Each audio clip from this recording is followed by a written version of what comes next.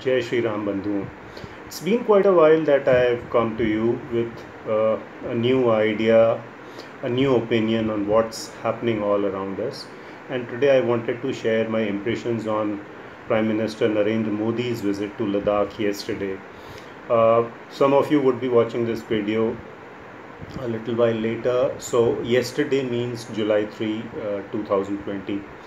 Uh, I would like to add my own perspectives to Mr. Modi's visit to Ladakh, and it's important for several reasons.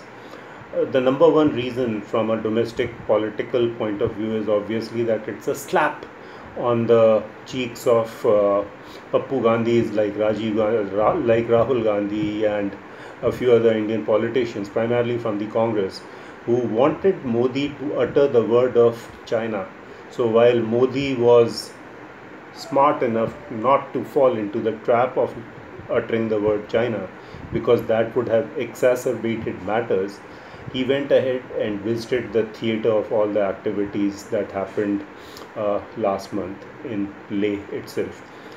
By doing this, he made clear that he was very much a part of whatever was going on, and he was, in very importantly, in the driver's seat.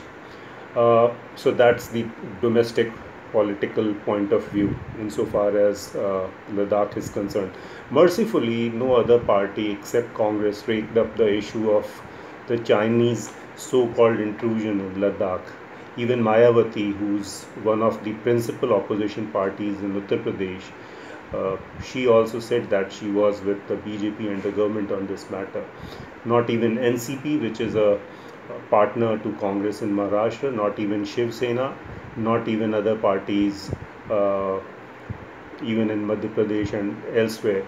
Uh, even the Janata Dal United, even the Janata Dal took the sides of Congress. That's number one. Number two, if you've been an observer of whatever is happening between China and the rest of the countries over the past 40 years, you would observe that China has deliberately adopted an expansionist stance. In the early 1970s, there were some bloody border clashes between China and Soviet Union near the Amur River. Not very many people know about it. Then in late 70s, there was a full-fledged bloody war between Vietnam and China, even while Mr. Atal Bihari Vajpayee was visiting Beijing. And then over the past 15 or 20 years, China has been flexing its muscles over the South China Sea issue. It's claiming the Spratly Islands. It says that a part of Bhutan is its territory. It has annexed eastern Turkestan. And obviously, it is doing so many lots of wonderful things to the Uyghur Muslims. And then obviously lately it has also uh, done several heinous things in Hong Kong. It has enacted a new law that makes several Hong Kongers guilty of treason. So, given all these things, and given also the fact that China has been eyeing Ladakh and Arunachal Pradesh since 1962, it was incumbent upon Mr. Modi to go to Ladakh and tell in every clear word that Ladakh, not just Ladakh, but the whole of India belongs to us, and F off China if it continues to do that. Mind you, Indian forces had inflicted, or rather given, a very bloody nose to China. According to some accounts, according to US intelligence agencies, Chinese lost nearly anywhere between 40 to 53 soldiers. Indians obviously lost 20 of them, but then that's not the issue. The issue is that despite China showing itself as a rival to the United States, it still lost nearly uh, 50 or 40 soldiers in Ladakh. Can you imagine that? I mean, China has the latest of weaponry, China has the latest of satellites, it is the principal contender in the tech space. Alibaba and Tencent and BitDance and so many other companies which are multi-billion dollar companies, they are all Chinese.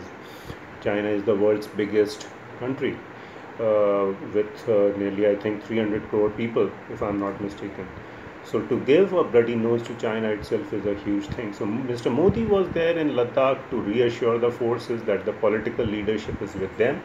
And in times when it comes to shove, Mr. Modi and the BJP-led government would always be there.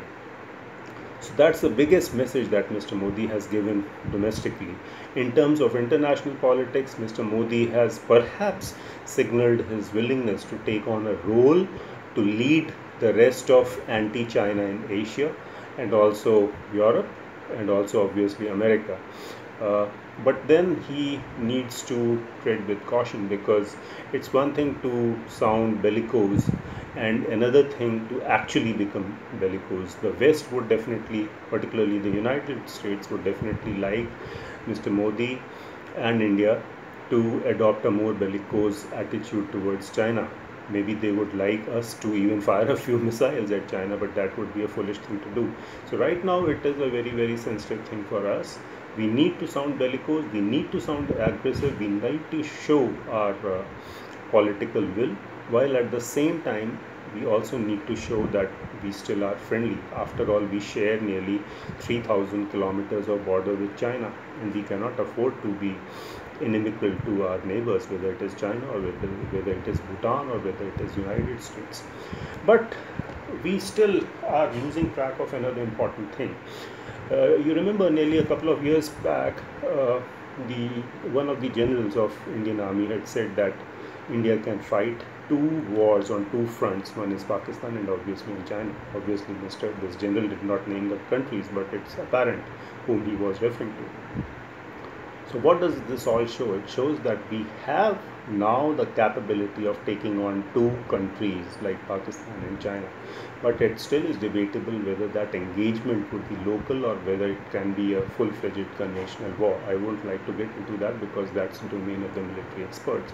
But by going to Ladakh, Mr. Modi has shown that India has got all the skills as well as the muscle to take on aggression seriously on its own terms. I think that's up for it now, folks. Stay tuned with my more broadcasts. Thank you. Jai Shri Ram.